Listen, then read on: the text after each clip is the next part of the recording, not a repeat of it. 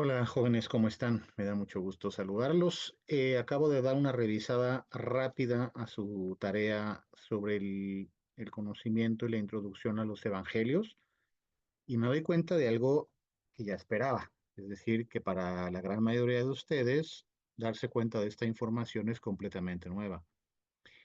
Porque me parece que pues muchas veces el acceso que tenemos a Jesús suele ser mucho más mediatizado por la iglesia en cuanto a evangelización, digo, en cuanto a doctrina que escuchamos en misa, las homilías, lo que aprendimos de alguna manera en el catecismo, etcétera, pero ya cuando nos ponemos a estudiar más a profundidad la cristología para conocer a Jesús de Nazaret desde una perspectiva mucho más sólida, por supuesto que tenemos que entrar a conocer las fuentes fundamentales de donde se va forjando toda la figura de Jesús.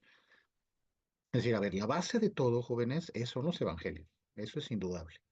Después de los evangelios, la siguiente dimensión, digamos, son las cartas paulinas. Cuando hablamos de Paulina, se refiere a Paulo, San Pablo. En realidad, Paulo en latín es San Pablo. Entonces, San Pablo viene siendo uno de los primeros intérpretes de Jesús a la luz del judaísmo y a la luz de las nuevas tendencias universalistas del mensaje, es decir, un mensaje que trascendía las fronteras y los marcos conceptuales de Israel o del judaísmo para tratar de introducir el mensaje de Jesús en tierras sobre todo paganas, como se llamaría entre comillas, sobre todo con influencia griega y con influencia romana. Es decir, cuando Pablo habla, él conoce el judaísmo, pero también conoce muy bien la dimensión romana, la cosmovisión romana y la cosmovisión griega.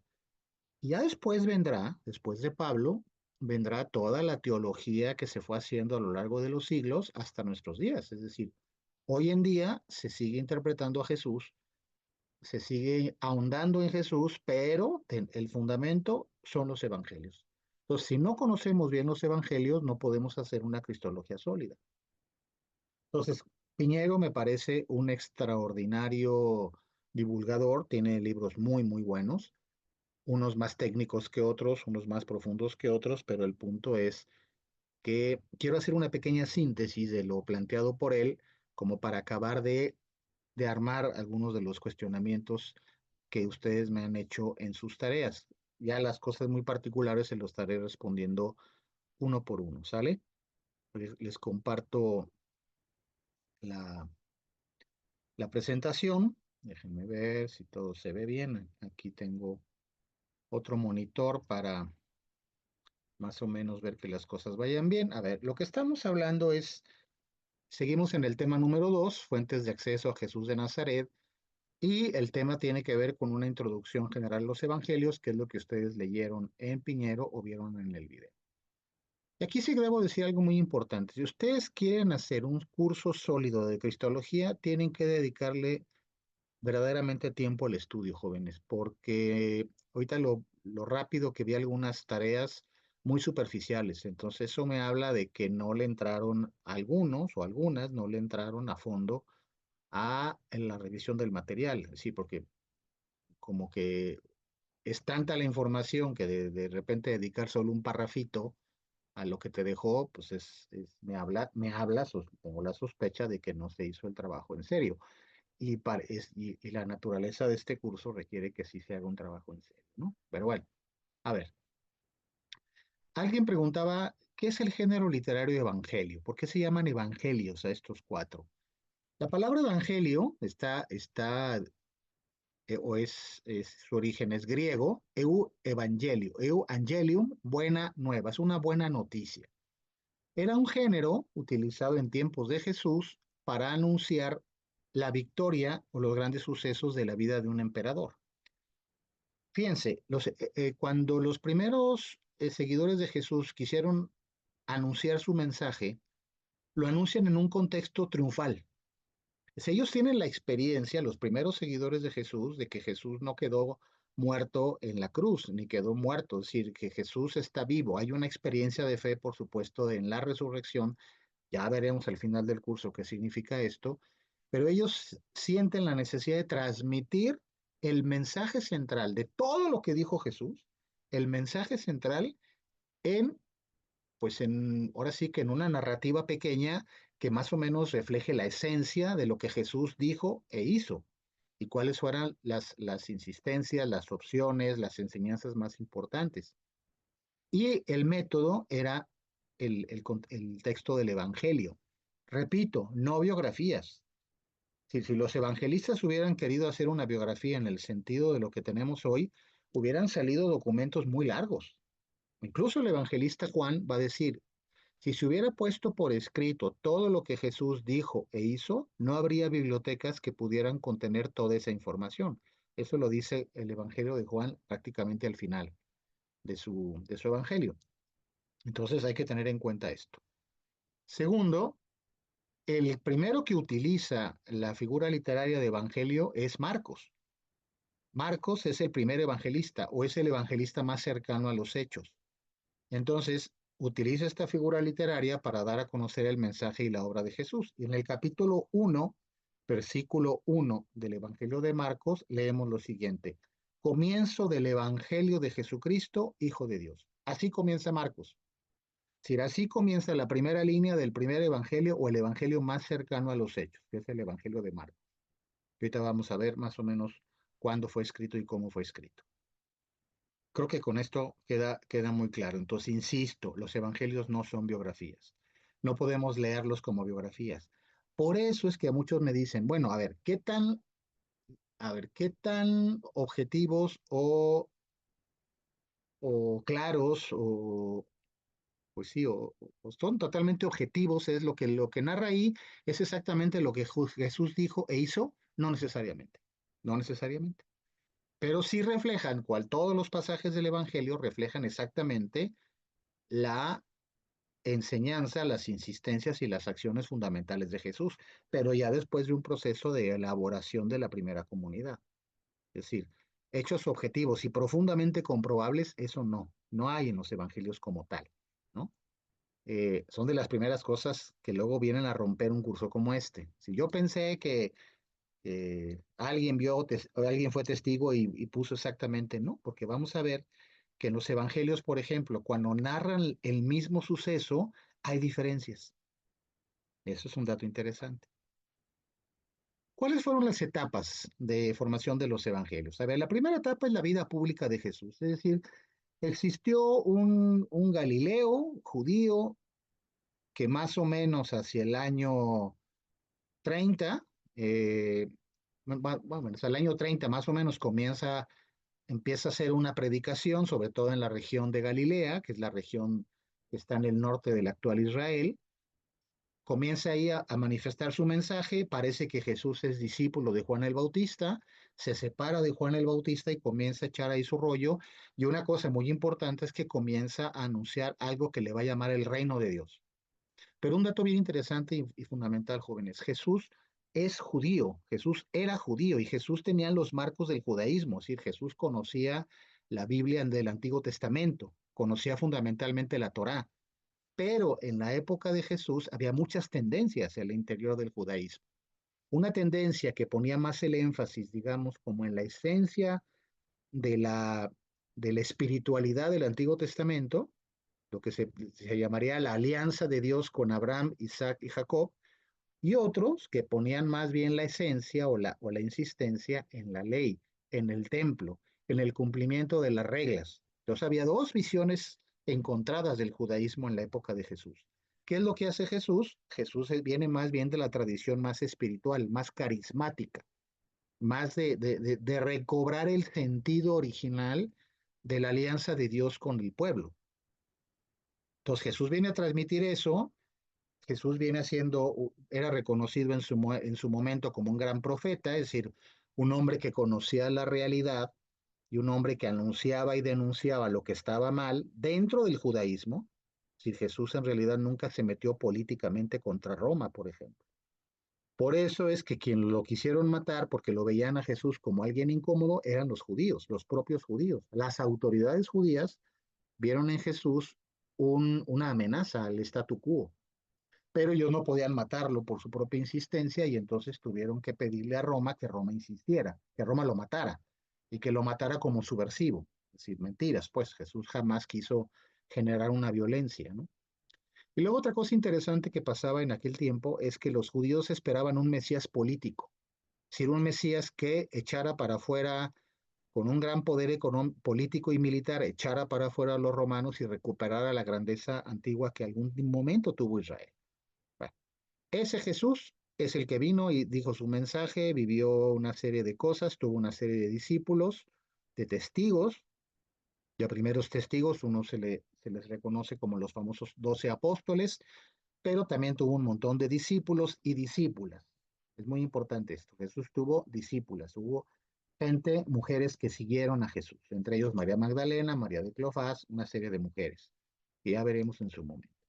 Cuando Jesús ya no está, entonces surgen los primeros testigos, es decir, Jesús ya no está, ¿y qué hacen? Se trata de recuperar los recuerdos, los recuerdos de los primeros testigos y se transmiten. ¿Y qué se transmite? Los dichos, lo que Jesús dijo y lo que Jesús hizo. Pero aquí ya hay una interpretación, eso es normal. Es decir, por ejemplo, si un día me pasó, ¿no? Un día muere mi abuelo, nos reunimos junto a la abuela, después de que lo habíamos sepultado, nos reunimos junto a la abuela y cada uno de los familiares de mi abuelo, sus hijos, sus nietos, hermanos, empezaron a compartir sus recuerdos. Y muchos no conocíamos muchas cosas de las que platicaban otros. Es decir, el transmitir los recuerdos de mi abuelo hicieron que completáramos un poco más su panorama. Ahora sí, es claro que cada quien hablaba desde su posición, desde lo que vivió, desde lo que entendió de mi abuelo. Eso es importante. Entonces, se transmiten los dichos y los hechos de Jesús por los primeros testigos, pero no estamos hablando de hace 2000 años en otra cultura. El objetivo de ellos no era transmitir hechos por hechos, o sea, no había un iPhone que pudiera grabar exactamente Jesús qué dijo y cómo lo dijo. Eso no existía. Entonces, lo que hacen estos primeros testigos es transmitir estos dichos y hechos. Y se dan las primeras reflexiones, y eso es algo que varios de ustedes captaron, a partir del contexto de las comunidades. Si las primeras comunidades de seguidores de Jesús eran judíos, pero se enfrentaban un poco ante el rechazo de los propios judíos, de la autoridad judía, porque veían que el mensaje de Jesús era un mensaje poco ortodoxo, era un mensaje que se enfrentaba, digamos, contra la religión oficial de aquel momento. Y entonces las comunidades que muchas veces fueron perseguidas, entonces empezaban como a tratar de entender, bueno, entonces Jesús qué quería, una reforma, reformar de fondo el judaísmo, recuperar algunas de las cosas que ya se habían perdido en el judaísmo, o quería fundar una cosa, una religión nueva. Esa era la discusión que se daba en esos momentos. Pero los primeros testigos también tuvieron fecha de caducidad, es decir, muchos de ellos comenzaron a morir. La mayoría de ellos mueren martirizados por los propios romanos o por la incomprensión de algunos judíos que los veían como herejes. Y los primeros seguidores de Jesús fueron vistos como herejes. Pero entonces los primeros testigos, ¿qué es lo que hacen? Transmiten a los testigos indirectos. Es decir, los primeros testigos que están aquí, ellos conocieron a Jesús. De alguna u otra manera conocieron, cada quien con su distinta perspectiva, profundidad, etcétera. Pero los testigos indirectos ya no conocieron a Jesús, conocieron a los primeros testigos. Por eso el Evangelio de Marcos se dice que el testigo principal era Pedro, que Marcos debió haber abrevado mucho de Pedro. El Evangelio de Lucas dicen, a ver, esto no hay absolutos datos científicos porque mucha información se perdió y no se ha encontrado, muchos datos están perdidos, entonces los científicos que trabajan estos temas lo que hacen es profundizarlos desde lo que tienen. Entonces, por ejemplo, que uno de los primeros testigos de Lucas, del Evangelio de Lucas, es María, la madre de Jesús, en fin. Bueno, entonces ya hay reflexiones más elaboradas, ya ha pasado tiempo, empiezan a tratar de entender mejor a Jesús y entonces en ese contexto surgen las primeras redacciones, es decir, que los dichos y los hechos que se iban transmitiendo de manera oral, ahora alguien dice, oye, los primeros testigos ya no están, ¿qué va a pasar si nosotros también desaparecemos? Vamos poniendo por escrito. Y esos primeros escritos debieron haber estado quizá en arameo o en hebreo, que era el idioma oficial del Israel de Jesús, Jesús debe haber hablado hebreo, pero debió haber hablado sobre todo arameo, que era, digamos, el dialecto más popular en el que Jesús vivió. Pero se dan las primeras redacciones. Quizá algunas de esas primeras redacciones se dan en griego, porque el griego era el idioma universal, como hoy podríamos ser más o menos el inglés, en aquel tiempo el griego era el idioma universal de toda la cuenca del Mediterráneo. Y en ese contexto es que surgen los evangelios. Es decir, ya un poco posterior a todos estos eventos es que surgen los evangelios. Los primeros evangelios que surgen, los más cercanos a los acontecimientos, son los que reconocemos como los cuatro canónicos. Alguien me preguntaba, bueno, ¿cuándo se decidió eso? En realidad, la decisión oficial se dio más o menos hacia el siglo IV, año 325 más o menos, en el concilio de Nicea, cuando ya la iglesia, ya 300 años de vida, dijeron, a ver, bueno, de todos los evangelios que hay, más de 60, ¿cuáles son los, digamos, que son inspirados, reconocemos como inspirados de parte de Dios? Aquí hay un dato de fe, ¿no? Y entonces reconocen a los canónicos, que son el Evangelio de Marcos, Mateo, Lucas y Juan. Son los cuatro canónicos. Y tienen una característica, jóvenes, son los más cercanos a los hechos, son los más cercanos. Después, en el siglo II, es decir, después de casi 100 años de que ya Jesús no está, surgen los evangelios que llamamos apócrifos o no canónicos. Pero muchos de estos evangelios reconocen, por supuesto, que recogen tradiciones de los dichos y los hechos de Jesús. Por eso hoy en día los estudiosos que hacen cristología tienen como su fuente principal los cuatro evangelios canónicos, pero también acuden a los evangelios apócrifos porque luego también tienen ciertos sesgos o cierta información más bien muy interesante que puede servir mucho para el proceso. Si ponemos eh, fechas, vamos a decir, Jesús muere hacia el año 33, esto más o menos, por decirlo de un modo. Luego, más o menos los primeros testigos empiezan a morir hacia el año 50, o sea, poquito después de que Jesús muere, ellos alcanzaron a estar vigentes, digamos, casi 20 años, menos Juan, que se supone que es el que vivió más tiempo, y es el único que no murió martirizado. Más o menos hacia el año 60 es cuando ya se comienzan a, a redactar el primer evangelio, que es el Evangelio de Marcos. Y más o menos hacia el año 150 es que se terminan de redactar los evangelios apócrifos, pero ya muchísimo después de los acontecimientos, ¿no? Aquí hay muchísima información, no me quiero detener esto para no hacerlos más bolas, pero me parece que con este contexto queda muy clarito cómo se dan esas cosas. Y aquí hay un dato interesante. Antes que los evangelios, antes que los evangelios, la- el primer documento del Nuevo Testamento en la Biblia es la primera carta a los tesalonicenses escrita por Pablo. Es decir, Pablo elabora su visión de Jesús y Pablo reconoce que Jesús es el Mesías porque Pablo tenía una teología judía muy importante y Pablo reconoce en Jesús al Mesías, pero Pablo no conoce los evangelios como tal. Claro, conoce testigos, conoció a Pedro, conoció a Santiago, conoció a muchos testigos, pero los evangelios como tal no están redactados. Es por eso que va a decir Piñero que quizá varios evangelios tienen una influencia paulina. Es decir, que muchos evangelios, o varios, por lo menos quizá el de Mateo, quizá el de Lucas y quizá el de Marcos sobre todo, ya conocen de alguna manera la reflexión teológica de Pablo, más o menos. Bien. Entonces, una cosa muy importante que ustedes destacaron muy bien o varios de ustedes, los que hicieron la tarea a profundidad, era para analizar un evangelio, cuál era el objetivo que quería conseguir el evangelista. Por ejemplo, el evangelio de Mateo lo que quería transmitir era a los judíos convencerlos de que Jesús es el Mesías, de que Jesús era el Mesías esperado y que no esperaran un Mesías político, sino que en Jesús se cumplieron lo que se había dicho en el Antiguo Testamento.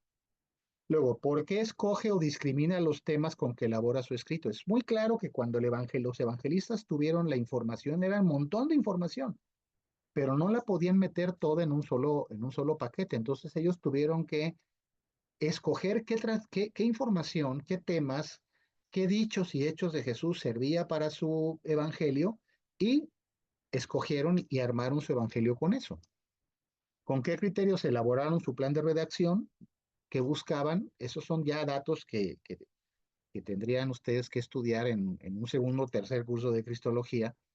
Pero algo muy importante es que estaba viviendo la comunidad a la que pertenecía cada evangelista. Y normalmente las comunidades a las que pertenecía cada evangelista, que lo más probable es que no se hayan conocido entre sí, estaban viviendo la crisis. La crisis de decir, bueno, Jesús nos convence, es un tipo que tiene un mensaje muy vital, muy profundo, pero estamos siendo perseguidos, Roma no nos entiende, entonces, ¿cómo entendemos esto? Más o menos hacia el año 70, que es cuando se están redactando los evangelios de Lucas y de Mateo, el pueblo de Israel vive un momento muy fuerte porque Roma destruye el templo, el año 70. El templo, que era como el gran símbolo del estatus religioso y del poder religioso y de la presencia de Dios en la tierra prometida, era el templo y el templo fue destruido. Entonces, claro, era una comunidad completamente en crisis. Bueno, esto es un dato interesante. ¿Cómo se fueron expandiendo las primeras comunidades? Bueno, este es el mapa de lo que es prácticamente el Mediterráneo. Aquí está España, aquí está la Galia, que es actualmente Francia, Italia, Macedonia, todo el Asia Menor, todo esto es Grecia, Galacia, acuérdense, hay una carta de Pablo a los Gálatas. Todo esto era el Imperio Romano, pero era donde principalmente se transmitió el Evangelio. Y ahí figura muy importante en este caso fue Pablo. Pero acuérdense, Pablo ya llevaba un mensaje a partir de una elaboración teológica que él hizo. ¿De acuerdo? En torno a este primer núcleo, existe una primera comunidad con discípulos de los apóstoles. Ahí se habla que se escogen 7 diáconos. Es decir, la comunidad se va tratando de armar, de organizar para poder transmitir mejor el mensaje. Se da una expansión fuera de Israel. Acuérdense, acá está Israel, sí se ve el cursor, ¿verdad? Justo en esta parte, abajo de Antioquía y en Jerusalén, en esta pequeña franja, lo que es ahora Israel y Palestina, bueno, está la franja de Gaza está por aquí abajito, lo que hoy conocemos con el conflicto de Gaza e Israel. Aquí se desarrolló toda la historia de Jesús, justo en esto. Realmente es un terreno muy pequeño en el que Jesús se movió, ¿no? Pero ya una vez que se destruye el templo de Jerusalén y comienza lo que se llama la diáspora de los judíos, el mensaje comienza a dispersarse por el norte de África y por el sur de Europa, llegando incluso hasta España, aunque la ciudad fundamental fue Roma, y ahí fue donde luego ya históricamente quedó pues, lo que sería a la larga el Vaticano, ¿no? Pablo le da un nuevo dinamismo. Pablo es muy importante. Pablo hay que ubicarlo en su contexto, pero nosotros en nuestra cristología que vamos a hacer en este curso no lo vamos a hacer a partir de Pablo, lo vamos a hacer a partir del análisis de los evangelios mismos.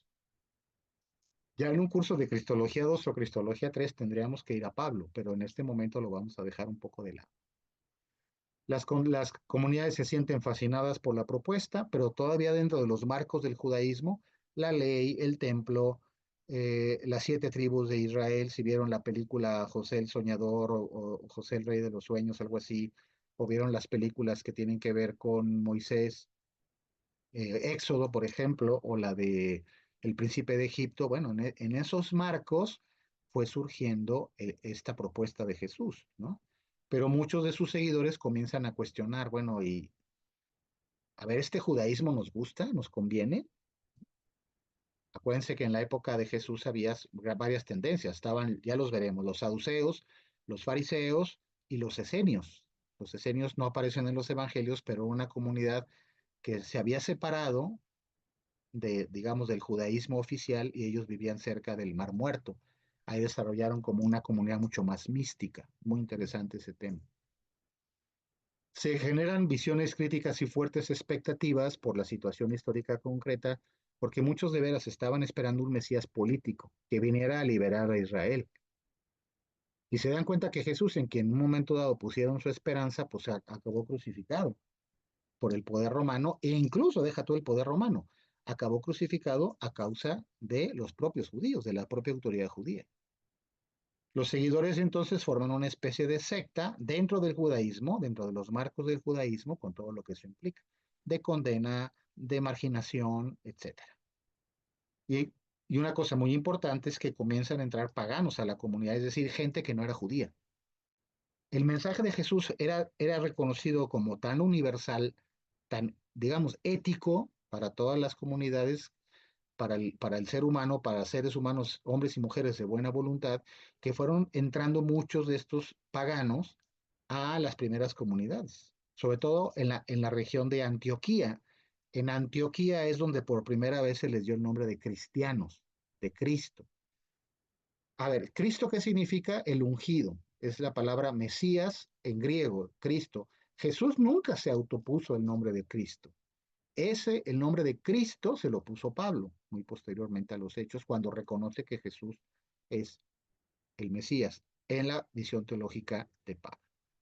Y una de las cosas primeras que se anuncia es lo que llaman el querigma. Pueden ustedes buscar ahí en cualquier buscador de inteligencia artificial, que es el querigma, que es el punto central de la proclama. Es decir, que Jesús es el Hijo de Dios y que Jesús vino a traer la salvación a través de su pasión, de su mensaje, de su vida, de sus acciones, de su muerte y de su resurrección, ¿no? Pero todo esto en un marco de fe.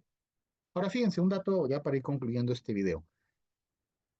Cuando los evangelistas que se llaman sinópticos, que son Marcos, Mateo y Lucas, se llaman sinópticos, ¿por qué? Porque ellos más o menos hablan más o menos de lo mismo, más o menos. Sí, el evangelio más cortito de todos es Marcos. Pero cuando tú, por ejemplo, los tres evangelistas hablan de un mismo pasaje, de un mismo hecho, fíjense las diferencias. Fíjense, por ejemplo, aquí está hablando de que Jesús sale de la sinagoga, vamos al texto más antiguo, el de Marcos, se fue a casa de Simón, Andrés, Santiago y Juan, la suegra de Simón estaba en cama con fiebre y le hablan de ella. Se acercó y la levantó, tomándola de la mano, la fiebre la dejó y ella se puso a servir. Pero ¿cómo lo plantea Mateo? Por ejemplo, Mateo es más cortito. No dice que salió de una sinagoga, dice, y Jesús al llegar a casa de Pedro, aquí no menciona ni a Andrés, ni a Santiago, ni a Juan, vio a la suegra de este en cama con fiebre, la tomó de la mano, la fiebre la dejó y se levantó y se puso a servirles.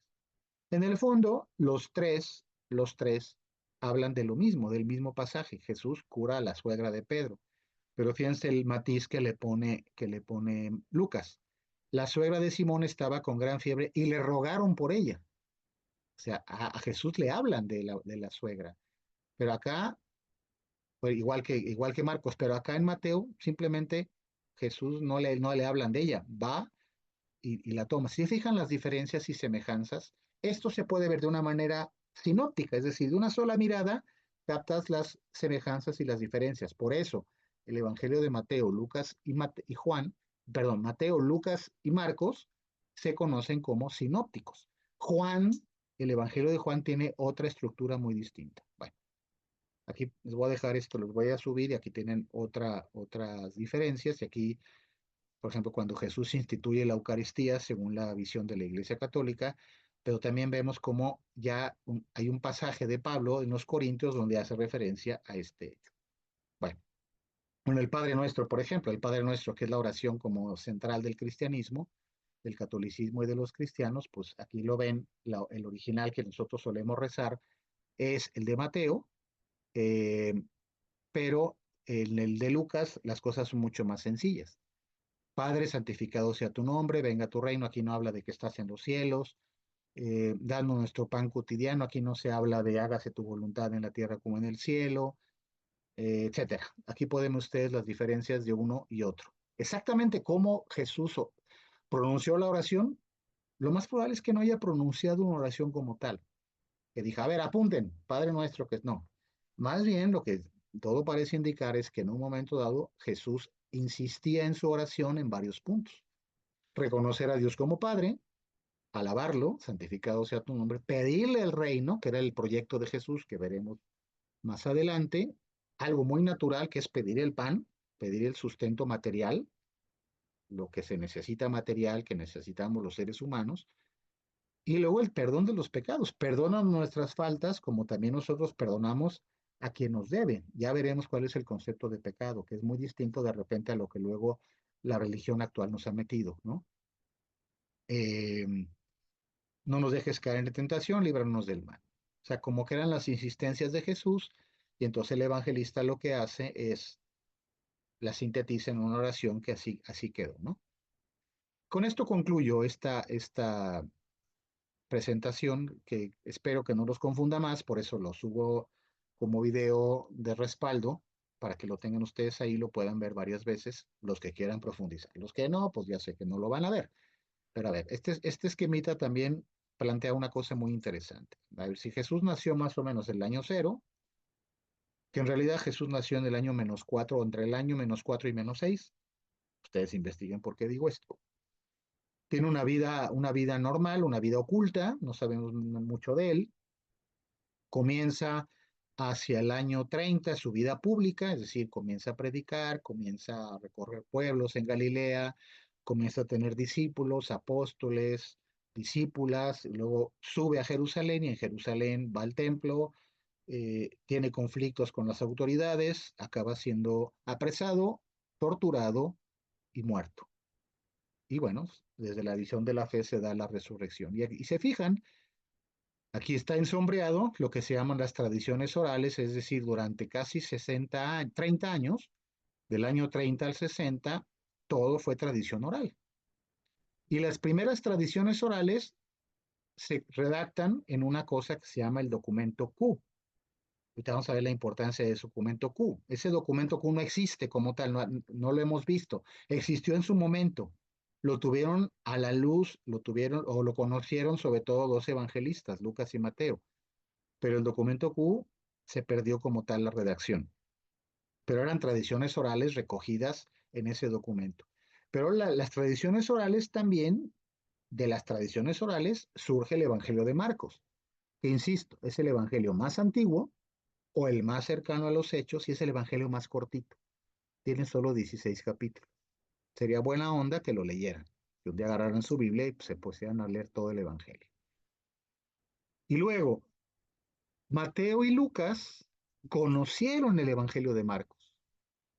Eso es lo que dice la moderna teoría de cómo se construyeron los evangelios. Es decir, ellos tenían el Evangelio de Marcos a la vista, pero Mateo y Lucas también tenían además el documento Q, que ese no lo tenía Marcos.